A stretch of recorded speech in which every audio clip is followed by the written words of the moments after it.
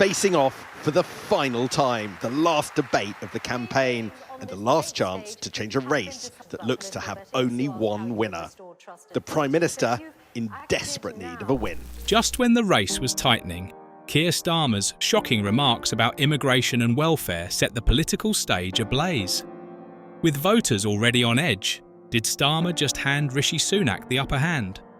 As trust in politicians hangs by a thread, can Starmer recover before it's too late? The future of the UK might just depend on it. It was a heated confrontation during which they faced questions from a live audience behind me who challenged them to explain and justify their stance on integrity in politics, the cost of living and... The final debate between Keir Starmer and Rishi Sunak was tense and unforgiving, with both leaders fiercely battling to sway voters in the final stretch before Election Day. They tackled key issues that have been front and centre in the campaign: tax, immigration, welfare, trust in politics, and Brexit. But this debate wasn't just about the topics, it was about making a mark. Sunak, clearly sensing he had little to lose, took a bold, almost combative stance, while Starmer seemed determined to push back hard, likely aware that his earlier debate performances were seen as too soft.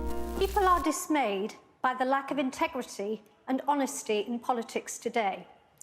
After the recent allegations about political betting, how would you restore trust in politics? The audience played a big role, asking sharp, pointed questions that cut to the core of each leader's policies.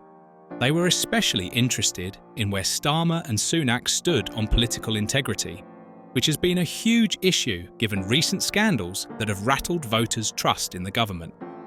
Starmer tried to position himself as the leader who could bring honesty and transparency back to politics, emphasising quick action on accountability. But Sunak wasted no time questioning Starmer's sincerity, casting him as a leader who might say the right things but could be out of touch with the needs of regular people. About what you would do about it. We're an island. Why can't we easily close our borders? But it was the clash over immigration and welfare that seemed to truly divide the audience and stir a wave of reaction. With both leaders trying to frame the other as out of touch, their responses carried strong implications. To many watching, these heated exchanges revealed not just policy differences, but a clear gap in their understanding of what voters are facing.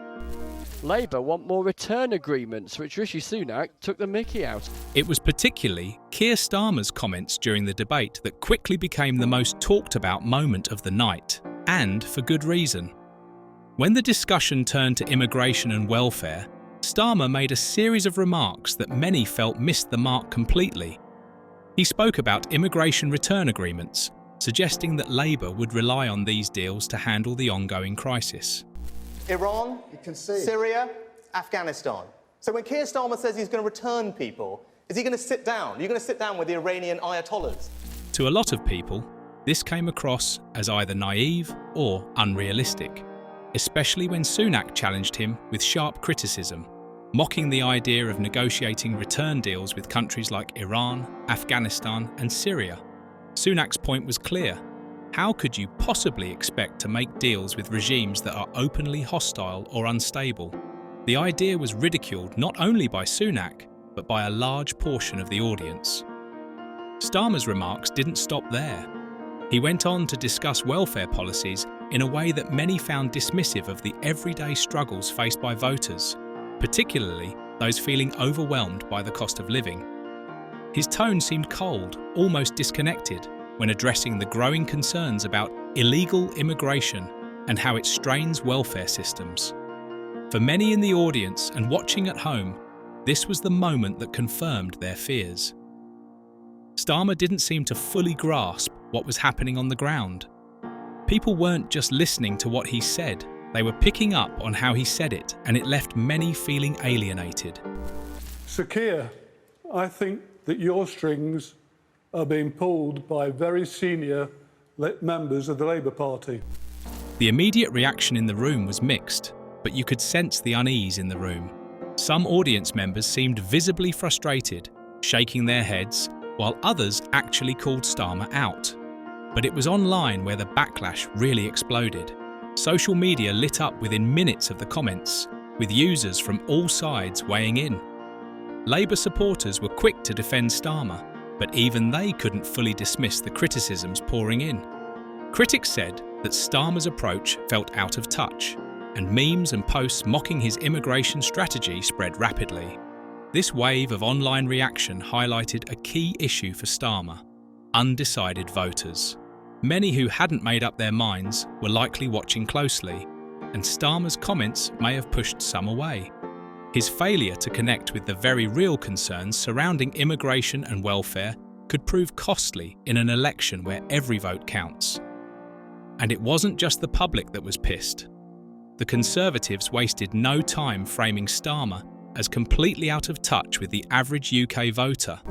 And before you make that choice, think what a Labour government would mean. Can you afford to pay at least £2,000 more in tax? Sunak was quick to paint Starmer as someone who simply didn't understand the realities of what voters are dealing with, especially on hot-button issue of taxes. It's one thing to debate policy, but Sunak's attack was personal. He positioned Starmer as disconnected from the working class, suggesting that Labour's leader might be too wrapped up in lofty ideas to actually deliver on what people need. Other political leaders and figures also joined the drama. Several prominent voices in the Conservative Party agreed with Sunak's remarks, arguing that Starmer's stance on immigration was not only weak, but potentially dangerous for the UK. Some even went as far as to say that Starmer's comments were a clear sign that Labour couldn't be trusted to handle the growing pressure on the country's welfare systems. The fear wasn't just that Starmer would be ineffective, it was that his approach would unravel years of attempts to control immigration, straining an already overburdened system. There was a gentleman in the audience who asked, are these two the best on offer? And I think there will be many people who will agree with that. Public reaction was equally brutal too. Voters, many of whom are already struggling with the cost of living and feel ignored by mainstream politicians, saw Starmer's remarks as dismissive of their everyday challenges. Brexit supporters, who are particularly sensitive to immigration issues, felt Starmer's words signalled a willingness to open the doors even wider, contradicting the very reasons they voted to leave the EU. In towns and regions where illegal immigration is a growing concern, people weren't just unhappy, they were angry. They questioned whether Starmer had any real understanding of the problems voters face, or was he simply talking from a bubble of political privilege? Free movement. What we had were two men basically trying to outcompete each other to be as cruel as possible to some of the most vulnerable people like asylum seekers and refugees. The tension grew as these reactions began to spill over into public discourse, and the question on many people's minds was simple. Does Starmer really get it? His failure to connect on such a key issue has led many to wonder if he's the right person to lead Labour, or worse, if he's fit to lead the country. With backlash intensifying, the focus now shifts to how this controversy is affecting Starmer's campaign and its potential long-term consequences. Might suggest that a snap poll from YouGov suggested it was 50-50 in terms of the performance of each of them as far as the audience at home was concerned. Before the debate, Labour seemed to be holding a solid lead, but recent YouGov snap polls showed the race tightening to a 50-50 split between Starmer and Sunak. This alone tells you that voters aren't as solidly behind Starmer as he might have hoped.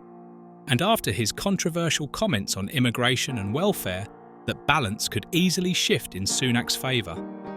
Voters who are undecided or leaning toward Labour might now be reconsidering, especially if they feel Starmer's vision doesn't align with their own concerns.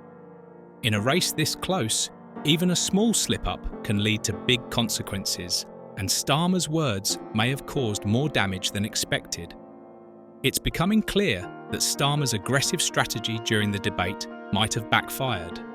Initially, he seemed determined to shake off the image of being too soft or too passive. He came out swinging, matching Sunak's tone and trying to go on the offensive, but in trying to be more forceful, Starmer risked alienating the very people he needs to win over. His approach wasn't just about throwing punches at Sunak, it also had to connect with voters in a meaningful way. And on key issues like immigration and welfare, he may have gone too far in trying to sound tough. Instead of making him seem decisive, it left some voters feeling like he wasn't listening to them at all. As Labour scrambles to contain the fallout, Starmer is already working on damage control. He's been out there clarifying his stance, particularly on immigration and welfare, attempting to smooth over the controversy. In the aftermath, Starmer's message has been that he didn't mean to come off as dismissive or disconnected. He's emphasising that his policies on immigration are about maintaining a balance, protecting borders, but also showing compassion where it's needed. But, of course, the damage had already been done, and now he's in the difficult position of trying to win back the trust of voters who felt alienated by his remarks. Labour, as a whole, has been working overtime to help with the clean-up. Official statements from the party have tried to reframe Starmer's comments, insisting that his intentions were misunderstood and that Labour's policies are designed to protect the working class. They've been pushing the narrative that Starmer is committed to addressing the concerns of everyday people, particularly those struggling with the cost of living and worried about immigration. Still, it's clear that the party knows they need to work hard to regain the momentum they lost. Starmer's team has been out in force, reiterating Labour's core promises and trying to shift the focus back to their strengths, like economic reforms and protecting public services. But the fallout hasn't just been external. Inside Labour, there's reportedly been some grumbling about Starmer's debate performance and his overall strategy. Some party members are concerned that his aggressive approach is alienating voters rather than pulling them in. There are whispers that Starmer's attempt to go toe-to-toe with Sunak backfired, and that a more measured response might have kept him out of hot water. These internal critics are worried that Starmer's missteps could cost them, especially if undecided voters begin to drift toward the Conservatives. With pressure mounting both inside and outside the party, Starmer now faces a critical moment. How he handles this controversy could determine the trajectory of the rest of his campaign. Can he regain the trust of voters and quiet the dissent within Labour? Or will these remarks continue to cast a shadow over his chances? One thing's FPO sure, the debate brought one critical question to the forefront. Can voters trust either Keir Starmer or Rishi Sunak to restore integrity to UK politics? In a political landscape that has been rocked by scandals and growing public distrust, this issue looms larger than ever. Starmer tried to present himself as the candidate who could bring back honesty and transparency, especially with his comments about cleaning up the mess left by previous governments. But after his controversial remarks on immigration and welfare, that image of integrity has taken a hit.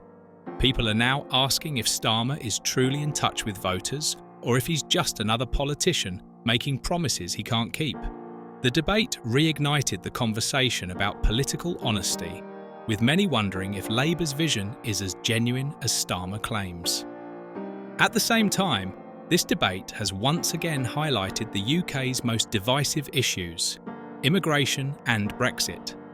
These topics are still deeply emotional for many voters, and Starmer's comments have thrown Labour's stance into the spotlight.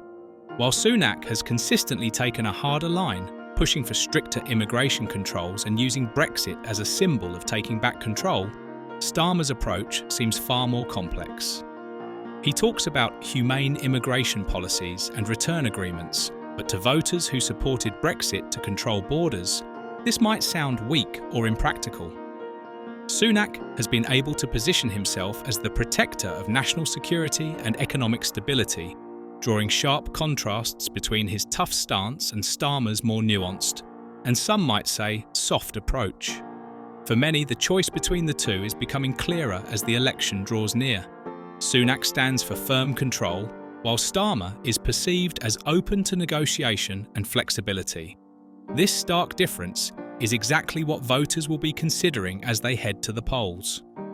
As the election approaches, the stakes are incredibly high for both Starmer and Sunak, and how this controversy plays out could change everything. Has Starmer's moment of weakness done irreversible damage, or will he be able to regain the ground he's lost?